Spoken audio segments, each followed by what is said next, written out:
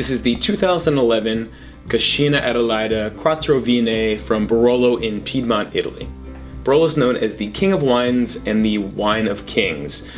Some common wisdom suggests that a single vineyard cru wine is the finest expression of Barolo, but Cascina Adelaide is working with a notion that blending from across these cru elite vineyards makes a more complete, more balanced, and more expressive wine, and that's evidenced here in the Quattro Vigne bottling.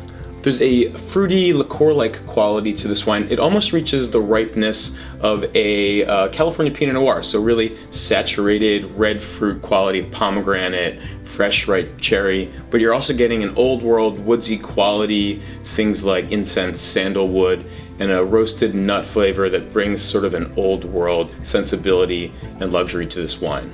The ripe fruitiness makes this a really fantastic pairing with Italian salumi and a wide array of cheeses. I would say especially taleggio or other Italian wash-dried cheeses.